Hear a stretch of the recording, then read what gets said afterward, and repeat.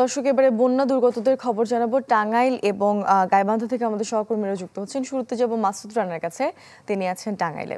মাসুদ। নগদের কাছে সব গ্রাহকই প্রিয়, তাই তো সারা দেশে ক্যাশ আউট চার্জ সবচেয়ে কম।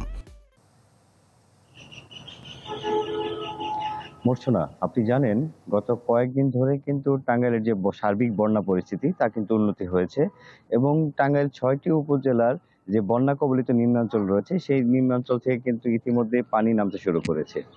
আমি এই মুহূর্তে দাঁড়িয়ে আছি টাঙ্গাইল সদর উপজেলার গালা ইউনিয়নের গালা এলাকায়। এই এলাকায় কিন্তু এই অন্যান্য উপজেলার মতো এই এলাকা নিম্নাঞ্চল এলাকা, নদীর তীরবর্তী এলাকা, যে কারণে কিন্তু এই নদীর পানি এই এলাকার বৃদ্ধি পায় এবং এই এলাকার মানুষ পানিবন্দী হয়ে পড়ে। এই এলাকার যে সাধারণ প্রান্তিক কৃষক রয়েছেন তাদের যে ফসলি জমি, সেই ফসলি জমি কিন্তু এই এলাকায় পানি উঠে যাওয়ার কারণে ক্ষতিগ্রস্ত হয়।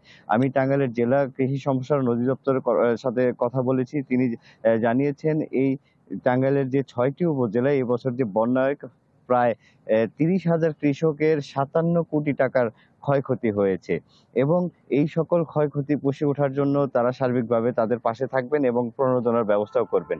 এছাড়াও টাঙ্গাইলের যে প্রায় এই যমুনা, ধলেশ্বরী এবং ঝিনাই নদী রয়েছে, এই ঝিনাই নদীর পার্শ্ব এলাকায় যে জলাশয় এবং নদ নদীর পুকুর রয়েছে, সেই পুকুরও কিন্তু প্রায় ১,০০০ পুকুরের মাছ কিন্তু ইতিমধ্যেই বন্যার পানিতে ভেসে গেছে, যে কারণে কয়েক লক্ষ টাকার ক্ষতি হয়েছে মৎস্য চাষীদের।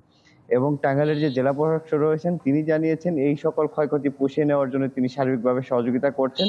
তাদের যে ত্রাণ সহায়তা, সেই সহায়তা কার্যক্রম অব্যাহত রয়েছে। মূর্ছনা। মাসুদ, আপনাকে ধন্যবাদ। দর্শক, এবারে গাইবান্ধা থেকে যুক্ত হচ্ছেন সহকর্মী আসাদুজ্জামান মামুন। হ্যাঁ, আমি দাঁড়িয়ে আছি, দেখতে পাচ্ছেন যে আমার পিছনে কিন্তু মরিচের ক্ষেত। এই মরিচের ক্ষেতটা বন্যা পানিতে ডুবে যেয়ে এখানে কিন্তু আপনার মরিচের নষ্ট হয়ে গেছে। এইটা হলো মাসুদ রানার জমি।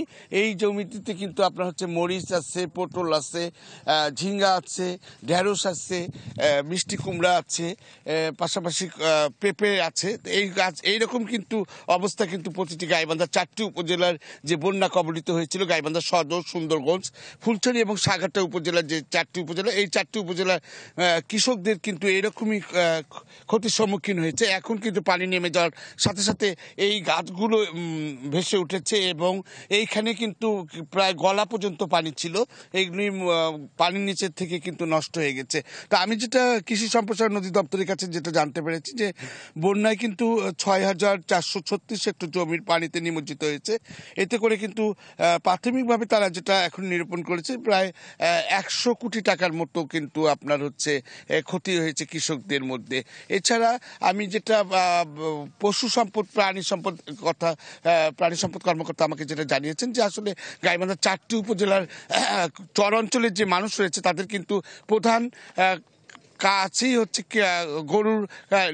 গরুর খামার এবং সেখানে ২০০ কোটি টাকার মতো ক্ষতি হয়েছে।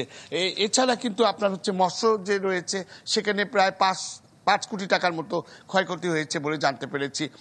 আপনার যদি বন্যার পানি এখনো ধীর গতিতে নামছে, গত ২ দিন যেভাবে পানি নেমেছিল সেটা কিন্তু নামেনি, গতকাল ২৪ ঘন্টায় কিন্তু খুবই ধীর গতিতে নামছে। তো বন্যা পরিস্থিতি গাইবান্ধার উন্নতি হচ্ছে, পাশাপাশি মানুষের দুর্ভোগ তো আছেই।